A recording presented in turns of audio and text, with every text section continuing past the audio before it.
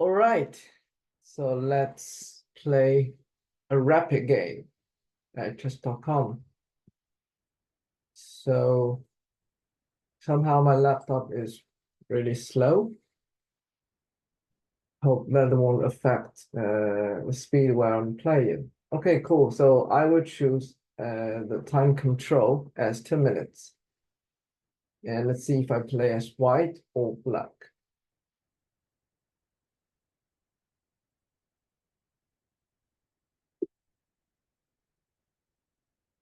Okay, so I will play as white.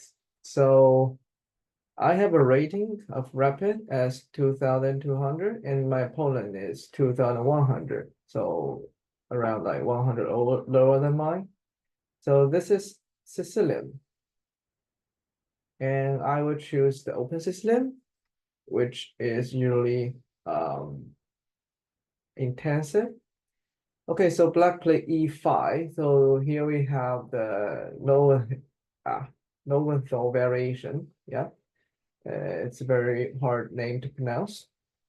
So in this case, I will have a d square that I could potentially move my knight to. So black like stop my knight d6, and I will keep like developing the knight to controlling the d5 because this is square. That is the outpost since black pushing upon the e5. This is something I can control. So black keep pushing my knight. This is the book move, I think. And knight d5, I put one of the knight into the center and knight f6. So black is developing knight and also offering a trait at the center. The bishop e7, and I will trade the knight. So in this case, I given up my bishop to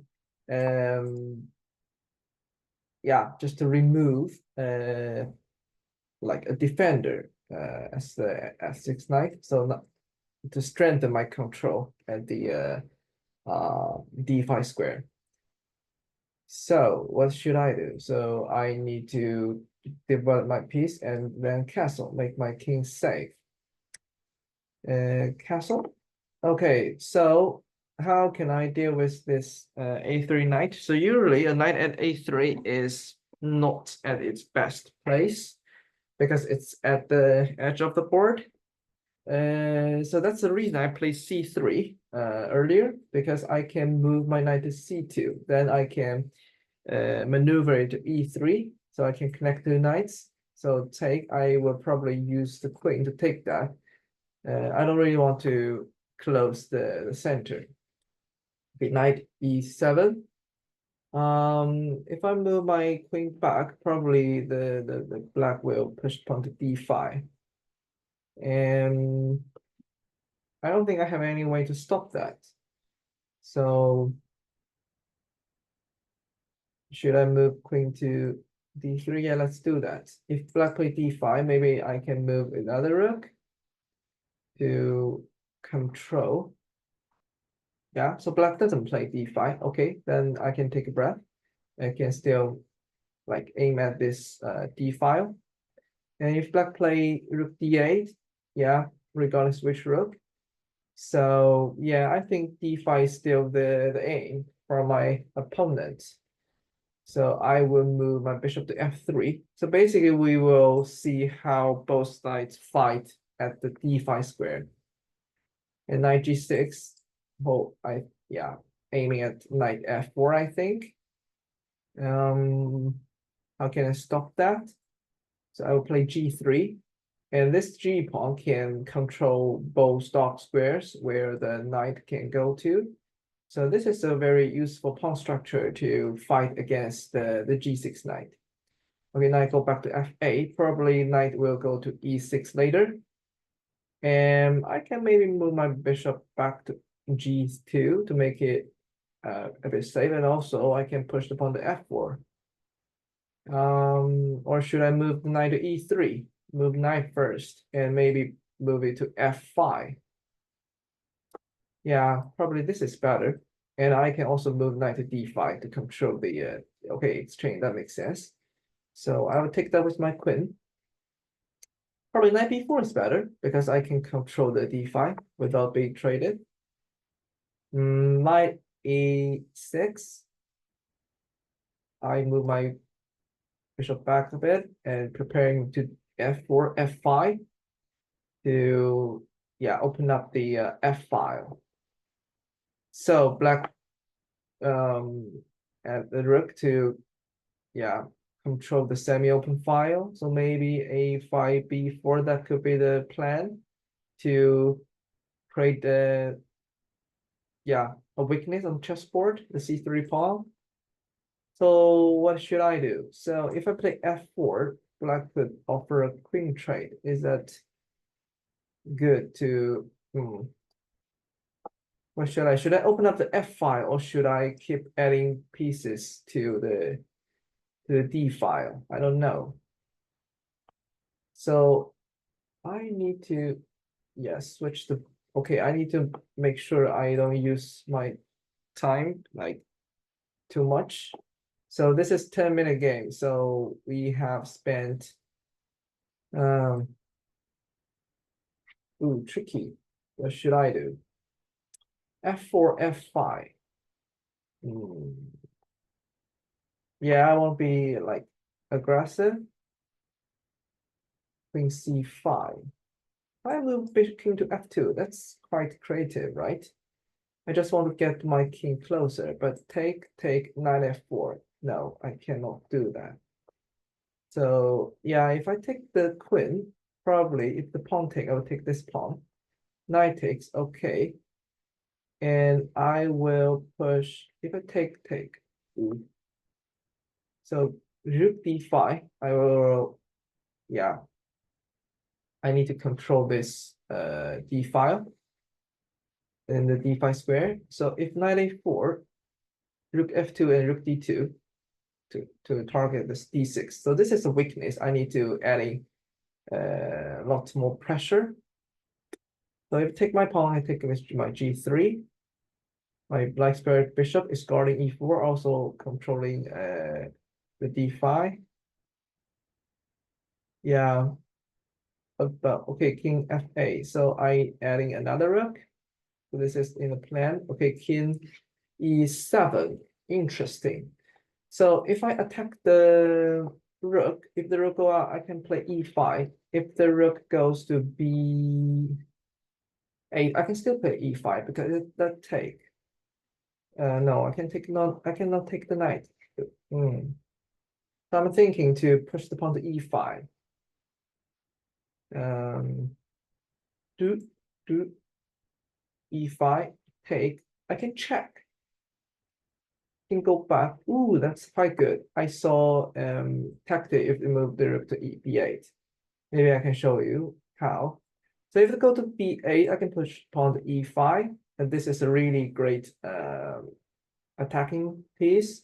If the pawn take that, I cannot take the knight because this will be sending. But I can check the king at first place. If the king goes up or down, I can take the rook. I can take the knight. If I take knight to e6, oh yeah, it plays something else. Knight e6 first. Oh yeah, knight f4. I know that. Was you push the pawn, take, and go down, take the so complicated here. I need to think.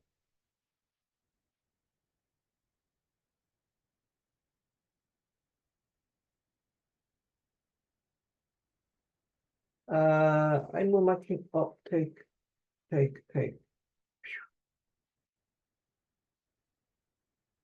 Yeah, I want to move my king closer to e3 to protect pawn. If they take my pawn, I can take the rook. If take my rook, I can take this pawn, and the b5 is isolated pawn.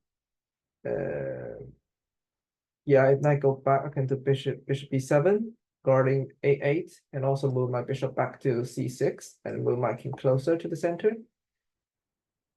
A lot of calculation here. It's quite intense. So now we have the middle game. Have the end game. So my plan is to moving my king upward to get a better position, and I will still keep the tension at the center, especially at the d6.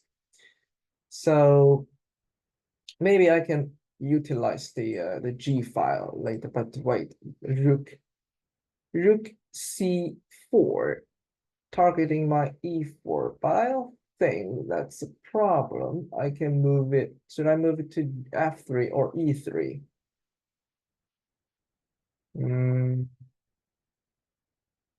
I think e3 is better. If knight c5, I can move my rook, this one, up to block this one.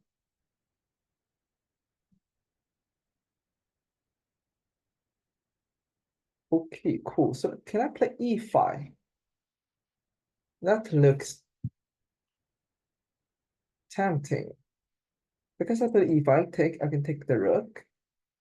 Rook e5, move my king back a bit. Because the pawn cannot take my pawn. Yeah, let's do that.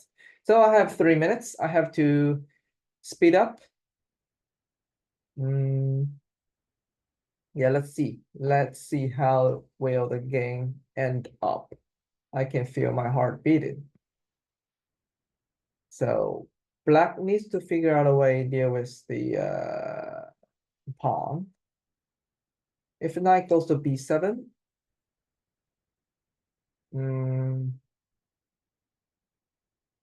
that's a good defense. Yeah, knight to b7. Should I keep the tension?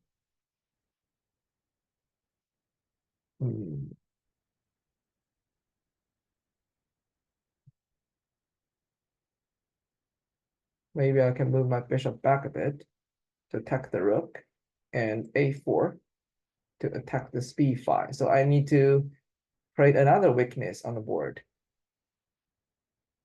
I think my bishop at h3 doesn't. Yeah, great. I anticipate the move from my opponent. That's really great. So I can play fast. If the rook go, okay, offer a trade. Can I take the take? Take the rook takes. Take, take the knight.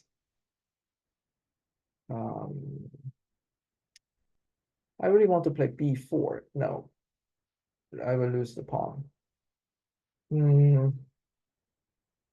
Take.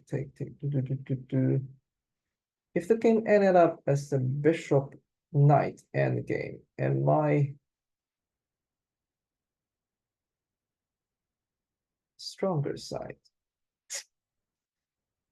Whew, so complicated. So if I don't trade the rook, I would take. Maybe I can leave it as it is. At a4. Yeah, let's do that. Let's make it complicated. So if take, I can take the a6. I can attack the knight. And if I take, I would take the rook. So the reason I don't want to trade the rook, because if I trade the rook, the knight will go up. So I don't want to improve the position of the knight. So of course the knight can go to c5 after trading, but then I can save one move. So adding a pressure on the b5 pawn. So if I take, I take. Oof. Knight to c6, knight to c5. The knight cannot go to c5. If I go to c5, I can take the pawn. If I take. Ooh, it's going to take my bishop. But I can probably move my bishop to b5. Sorry, I was too quick here because I need to think very quick. If am I winning the knight? Yes, take the pawn. I am winning the knight. Take the pawn first, and I will win the knight. Great. My opponent blundered because a lot of, so you see, so I really anticipate what my opponent will be moving every round. So that's super helpful. So I can save a lot of time. I can think while my opponent thinking. So I plan to move my bishop to c6. Yeah, take the pawn. It doesn't matter. I can move my, yeah. So if they go here, I can protect with my king. Yeah, it's pretty safe. I can take the pawn with my bishop. So I need to be, because there's no increment. So I have like 80 seconds. So which means if the game finish in 20 moves, I need to use like 4 seconds per move. King g2, yeah. I want to save every pawn in the endgame because every pawn is potentially a queen. I have connected 2 pawns. I have 1 pawn up and a bishop, so I'm clearly better. But I still need to be very careful. Sometimes a very stupid mistake will be a disaster. So I think my opponent wants to harass my king. h4, h5. Yeah, I just move my bishop to h3 to, yeah, I can guard this diagonal and okay. Take the pawn, yeah, take it. It's just the pawn exchange.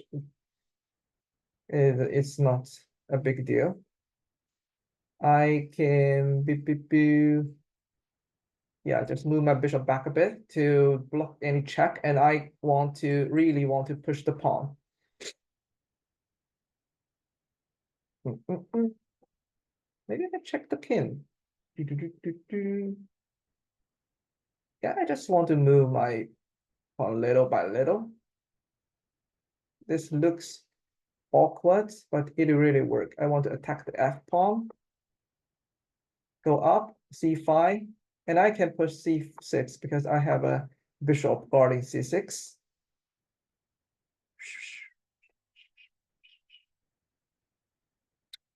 b4.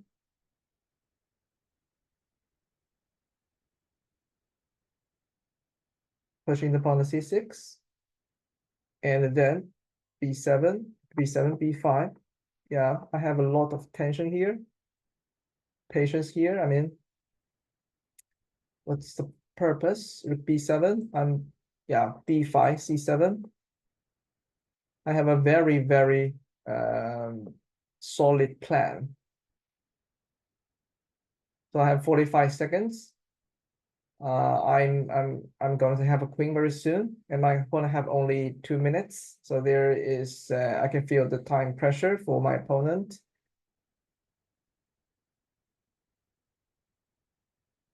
Yes. Take my time. I will push b6, c7 because I have a bishop to protect. But maybe check the king first, and I think I have a lot of weight to promote the pawn. b6, c7. So I spend like less than 1 second for one move. That is crazy because I anticipate a lot, and I'm pretty sure I have a very solid plan to pushing the pawn little by little, and my opponent cannot do anything about it. g5, I can take the pawn. Yeah, if g5, I can take the pawn. It's just I'm just winning the pawn, and then rook b8, I will have a queen. Sacrifice. Yeah. You see, I anticipate basically all the moves, and I will take the g6 pawn. And go here, take the f5 pawn. And then I will cut off the king. Yes, and then I will have the pawn. Okay, so I don't want to give up my rook. So I will push my pawn until it give me a queen. So I'm using pre-move. That's something allowed in chess.com. It's illegal. Okay, so my opponent resigned. I spent like almost 10 minutes, but I think I managed the time well. So we played 68 turns. So let's recap the game So this is something I recommend each chess player need to do after the game, because we need to reflect and review. Is anything we can improve or anything we did really well? Yeah, I think the first couple moves are book moves. So I have a very strong center of the d5 knight. So in this position, so both sides need to fight really hard at the d5. So for black, I think so the purpose is really to push the d6 pawn to d5 at some point. And also black has a semi-open file where black can attack my queen side. So this is the plan I think my opponent should have in the head. So for me, I just, yeah, c3. This is a very classic move in this position. I need to, as I said, I need to maneuver knight to e3 to connect the two knights, because this one is really bad in position. It blocks the a pawn. It doesn't have anywhere to go. So I will make its position better. But I need to castle first, because king safety is one of the most important things in the opening. Bishop e6, knight c2. So yeah, this is the first position. I'm really curious, because oh, I see. d5 is a problem. Why is that? Because if I take, and if black take, I can pin the knight with my light square bishop. So this is definitely, I can win the material. So yeah, so I still have a control at d5. Maybe my opponent realized after my queen go to d3. So queen c7, rook d1. I'm adding more pieces at the center square. Knight g6, g3. I think that's quite good. As I said, it controls the two squares. And knight e3. I'm thinking, so should I play knight b4? Maybe knight b4 is better than knight e3, because knight is not going to be exchanged. Knight b4, and I can definitely move the knight to d5, and that's a very good square for the knight. And since black doesn't have a light square bishop, it's really hard for black to get rid of my knight. So maybe the knight has to go to b6 to offer a trade, but it takes 2 steps. Yeah, so I should probably move my knight to b4. I think that's better like knight e3.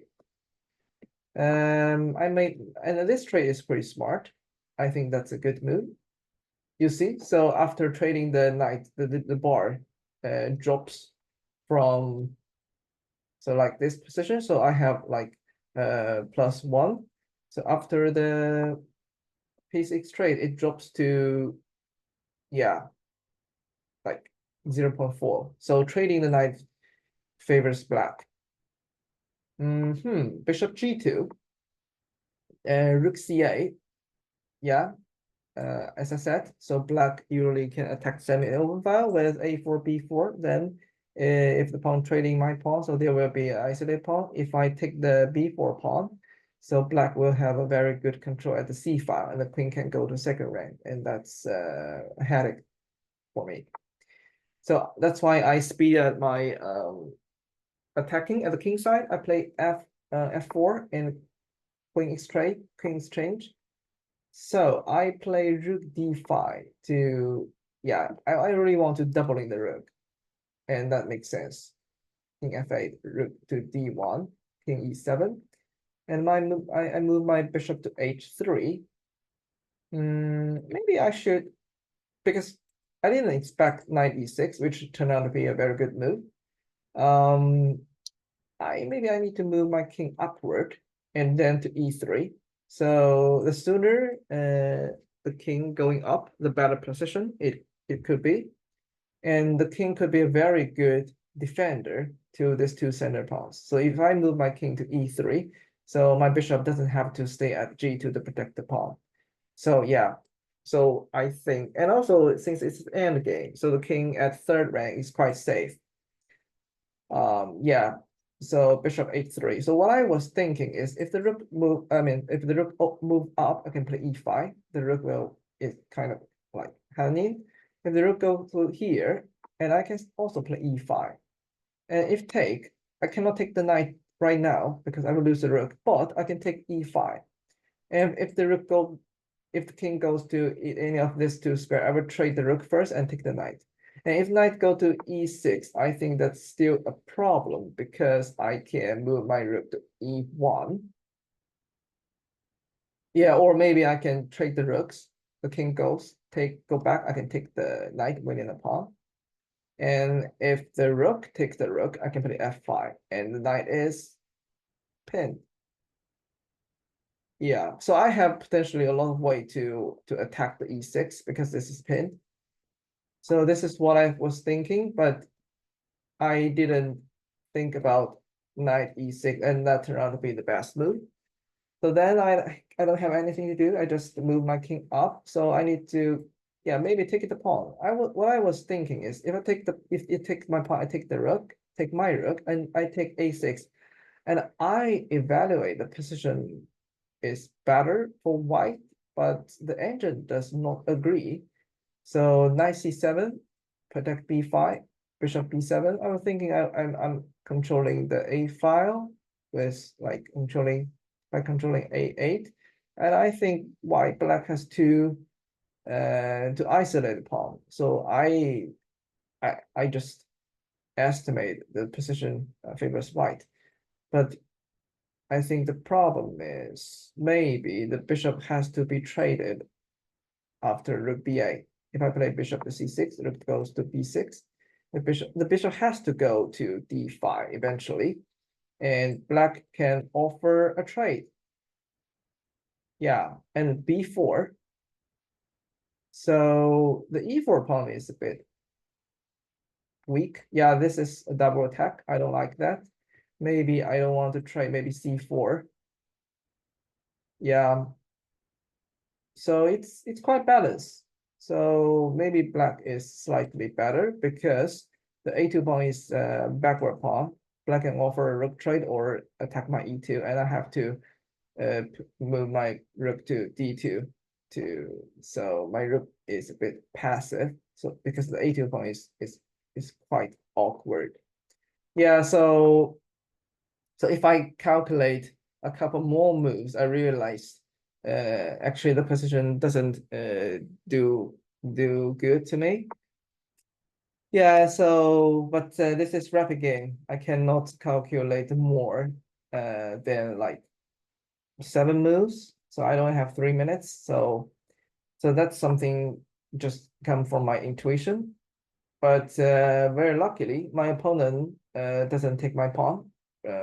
Yeah, rook c4, and I'm gonna move my king upward. So now my king act as a very efficient defender of these 2 pawns. And now the position turns better for white again. Happy. And e5, yes. I think that's a good move. Knight b7, and I am attacking the rook. Knight to rook to c5, offering a trade. So actually, can I take the pawn? I'm not sure. If I take the pawn, I was calculating this alternative, but I think the rook will take that. If I take this rook, should I trade everything? Every rook swap? So the engine think white is better. I mean, usually in an open endgame, a bishop is better than a knight because it's open position. Bishop have a long range, which means bishop has more squares to control. But I'm not sure if I can win in this position. The f4 pawn is isolated, and also knight a4. This 2 pawn is yeah. I'm just not confident to win in this position. Or maybe I should choose this variation. So I place a4. As I said, I don't want to trade the rook, but it turned out to be a bad move. So, okay, so black should take my pawn. Hmm. Am I losing the pawn? Take. No, the rook will take my rook. Or okay, so I will lose the pawn. because take e5 and take f4, that's a check. I need to deal with that and take the rook. If I play rook c7, I won't win the knight because my bishop is also honey. So yeah, so actually that's a problem. So I will probably lose a pawn. If I take this, I will lose a rook. If I take this knight first, yeah, black just take my pawn and take the rook. So white, yeah, I will lose the pawn actually. So a4 is not good move, but very luckily my opponent doesn't find out the best move. Take, yeah. So yeah, this I have a very good like intuition because I know if I move my bishop to a6, I'm clearly better because the knight is at a very bad position. It cannot go to fifth rank because my rook is controlling the fifth rank. If it goes to c5, I can take the pawn. And if the rook take, I will take the knight. And I have two very good pawns. So let's see. So take I can take the pawn, take. Okay, it's quite balanced actually. Maybe there's some other move better than, maybe I can play bishop to b5. I can control the pawn first and threatening by exchanging the pawn later. If rook take, I will take the knight. So this a4 pawn is hanging, is a nice square. I can target the pawn. And the problem is the d6 cannot really move. If I take the pawn, I can take the knight. And the knight, if the knight moves, I will take the a4. So that's a huge dilemma for my opponent. So I can at least win the pawn. Okay, so it's very tricky. And if the rook go up, I can take the knight and win the pawn. So yeah, so here, so I am clearly better, and my opponent made a mistake. Yeah, so I can feel a lot of pressure because knight c5 turned out to be a move that black will lose a pawn, and protecting the knight doesn't work neither. So yeah, so the position of knight is really bad. It's really, really bad. So yeah, so when you have like pressure, you make mistake. Yeah, I win the knight, and then I'm clearly like winning on board. And I don't think we have to look through the rest of the game because I'm clearly better. Um, how I converted to winning is just taking this weak pawns and also guarding these two pawns and push that little by little. And you can watch the video to see how I yeah, just moving the two pawns at like c7 and b6. Cool. Another thing I need to mention is how I use the time. So you could not observe that I anticipate a lot of times while my opponent was thinking. This is super helpful, regardless it's rapid game or classic game, because that could save a lot of your time and that can make you calm and make you focus. And I think this is adopted by a lot of grandmasters as well. Okay. Thank you for watching.